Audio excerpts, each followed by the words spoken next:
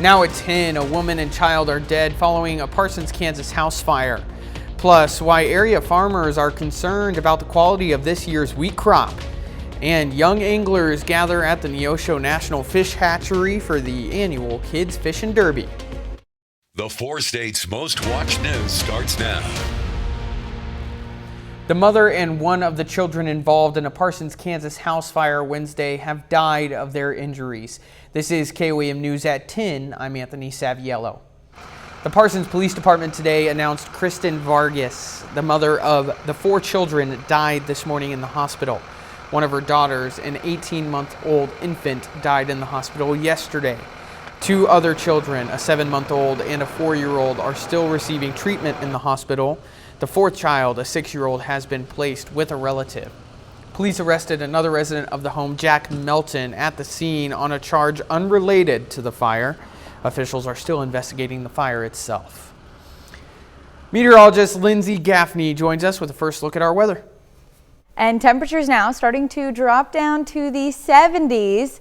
Upper 70s, 77 in Carthage, 80s still in Independence, 83 in Nowata. So we're still pretty warm this evening, but we do have a few showers rolling in and some thunderstorms after midnight. We do have a marginal risk, so level 2 out of 3, not too bad. If you're in Joplin or North, Pittsburgh, Independence, Chanute, Nevada, Yates Center, all of those counties in our north may experience some strong to severe thunderstorms. Severe threat only being hail up to quarter size and wind gusts 40 to 50 miles per hour. Currently, those storms are still west of Wichita, but you can see we've got a couple severe thunderstorm warnings and even a little tornado warning as well. That is a radar indicated tornado, not confirmed yet, but as it moves into our area, it is going to dissipate, and most of those storms are going to be north of us in Kansas City, but we could still expect some strong storms, and I'll have more details in just a bit. All right, Lindsay, thanks. This week, many area farmers are starting their wheat harvest, but periods of heavy rainfall this year are raising concerns about the quality of this year's crop. As farmers work through their fields, they are looking to see how their crops have been impacted. Farmers and local co-ops say they are hoping to see fewer heavy amounts of rain the rest of the harvest season.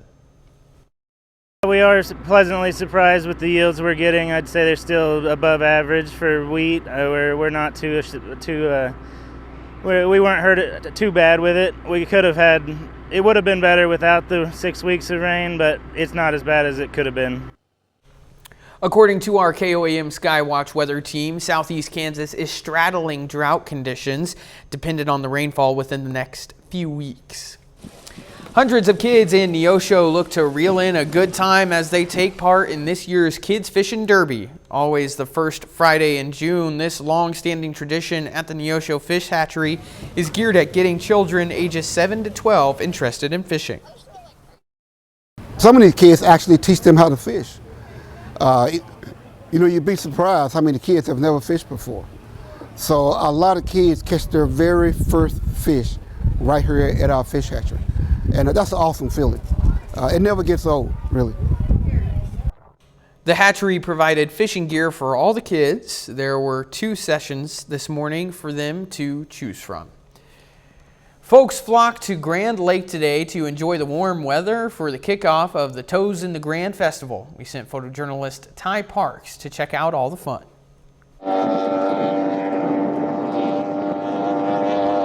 So huge weekend for the lake. It's kind of our summer kickoff for the year. Everybody's kind of starting to come in and enjoy the lake life. Huge event here. We've got, things gearing up. Friday night, 3 concerts. Saturday night, 3 concerts. We've got hydroplane boat races going on. Drivers from all over the country that's coming in to take in this. But we're here to win some boat races, so we're all testing today and trying to get the maximum speed out of our boats. So you hear guys back there, out there tuning, and there's motors, props, boats, all our different variables to try to find the speed we need to win.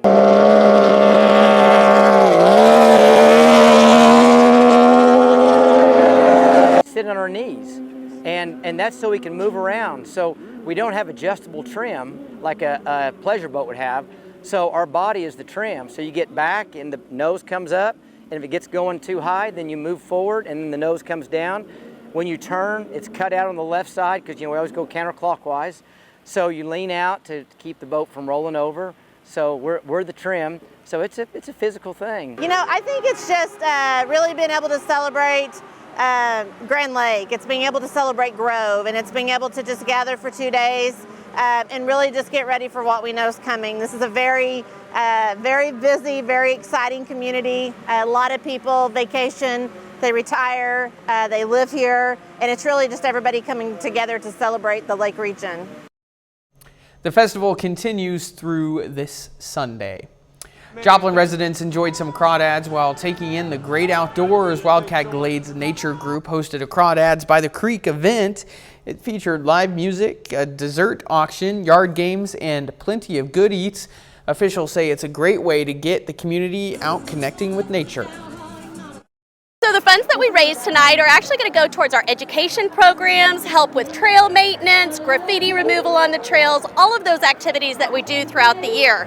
Most of the education activities that we provide are free of charge, so it's events like this that help us make sure that we can continue to do those things. This is the third year the Nature Group has hosted the Crawdads by the Creek event. LaBette Health today hosted the 18th annual Public Safety Kids Camp at Forest Park in Parsons. Kids learned a wide variety of safety-related issues from severe weather to how to call 911. A helicopter was even called in for a demonstration earlier in the day. They will learn gun safety, water safety, what Sheriff's Department and Police Department does. They will learn to be safe around electrical and its equipment. Mental health is also here. Parsons Fire is letting the kids spray water and teaching them about firefighters. Every kid had the option of taking home one prize from 4 different items, such as a tent or a Bluetooth speaker. Rubber hit the road in Lamar, Missouri today for the Super Summer Cruise Night. Area residents brought out their best rides to show off the crowd and take a shot at winning a prize. Trophies were handed out to the top 5 winners along with cash prizes. The winner of Best in Show will also get a full-page photo in the Lamar Cruise Nights 2025 calendar. Fellowship and seeing new cars. It's not about winning I don't consider about winning a trophy, just getting a bunch of people together and having a good time, good evening, fun fellowship, and just seeing a lot of neat cars on the square. All of the vehicles entered were photographed for the calendar. Coming up, what a new study shows about the number of Americans suffering from long COVID. Plus, the latest monthly job reports once again defies expectations. A new report suggests millions of people are suffering from long COVID.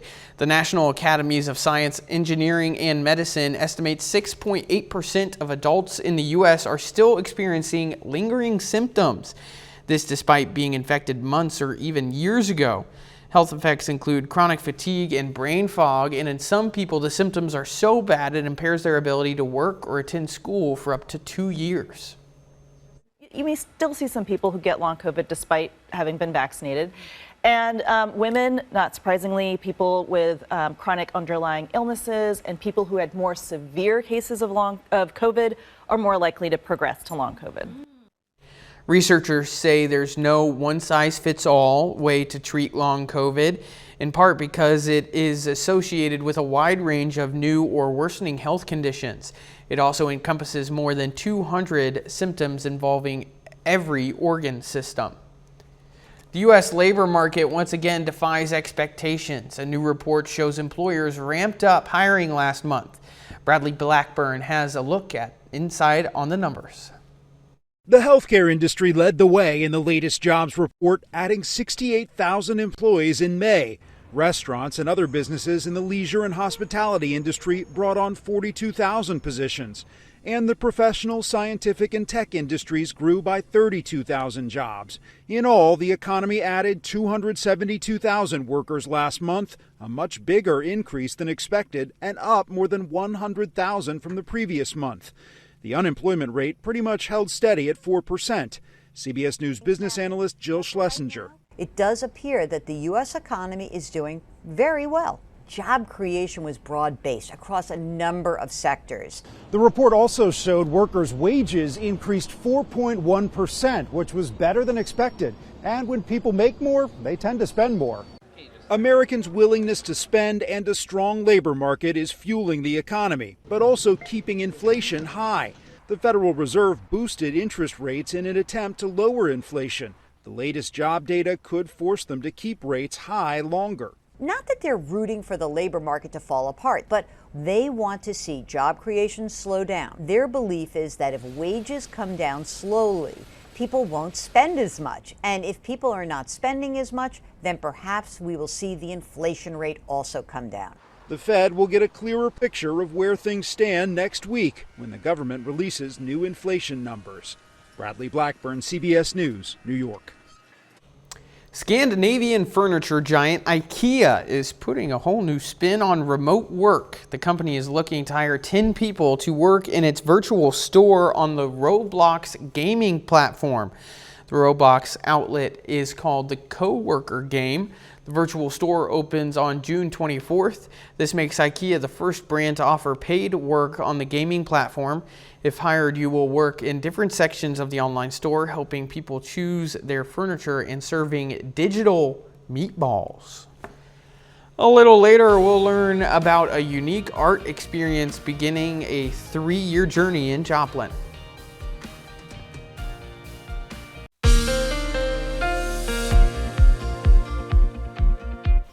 Well, we are in for a rainy evening. We've got some storms rolling in after midnight. But right now, let's take a look outside Indigo Sky Casino and Resort. We've got a nice sunset picture from a little bit earlier. We've got a little bit of a calm before the storm rolling in tonight.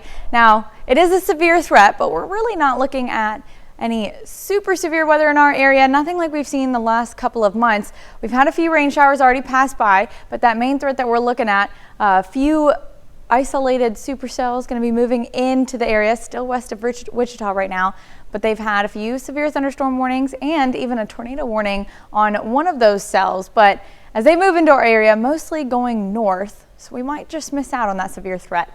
But these storms are rolling in a little bit after midnight, so 2 a.m. we've got that spike of over 40%. Like I said, it's going trending a little bit less than what we've seen in the last couple of hours, so we may not see any really large hail, strong wind gusts, but that is going to be our main threats for tonight. Those storms continue until the morning, starts to taper off closer to 8 a.m. We do still have those few scattered thunderstorms, scattered showers continuing into the morning hours.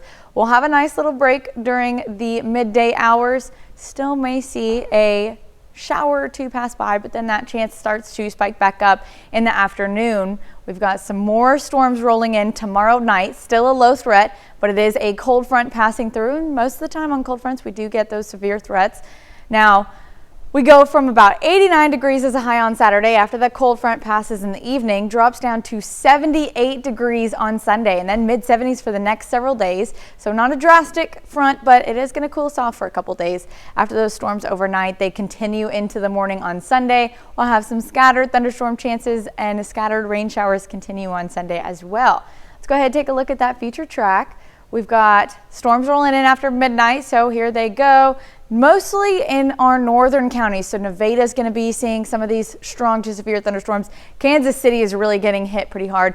We're going to see some stronger storms, maybe some thunderstorms. Lightning, thunder might be a little loud, but we're really not expecting any type of severe threat. The max hail size that we'd see, quarter-size hail, wind gust 50, 60 miles per hour, but that's really about all we're seeing for this storm that it's moving through. So it's about 2 a.m. Like I said, Nevada is getting hit with some of those stronger mesoscale convective system storms, but we've got a few isolated thunderstorms moving through.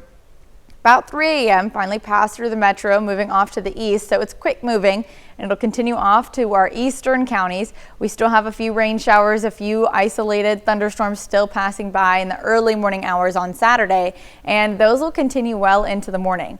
We do have a cold front passing on Saturday night, coming in around 11 midnight. Saturday night, we've got temperatures dropping down to the mid-70s after that, and a few more scattered thunderstorms continuing on to Saturday. After that, We do have a couple chances of rain in the forecast, but overall looking pretty good. All right, thanks, Lindsay. Millions of Americans across a large portion of the Southwest were under heat advisories today. The National Weather Service says the first major heat wave of the year is already toppling temperature records. The extreme heat is blanketing nearly half the country, extending from California to Iowa. The City of Los Angeles Chief Heat Officer says people should take measures to protect themselves from heat-related illness. Joplin is entering a new dimension of art. World Street Painting is creating an optical illusions and immersive artworks at the Harry M. Cornell Arts and Entertainment Complex. Officials say it adds a new element to street art that many people may have never experienced. This is going to be a flying VW bug, and you can pose on top of it to look like you're flying as well. And all the pieces have an optical illusion element to them so that when you take a picture, it looks 3D. So they're really made to be interacted with for people to come pose in them and kind of become part of the art. This experience is part of a 3-year project. Next year, the group will host an international festival in Joplin with world-renowned street artists. Then in 2026, they'll create art pieces celebrating the 100th anniversary of Route 66. Coming up in sports, the K-State baseball team is playing in Super Regional game for the first time in 11 years. Plus, the Joplin Outlaws return to Joe Becker Stadium. Brock Baldridge has the highlights from the game and more coming up.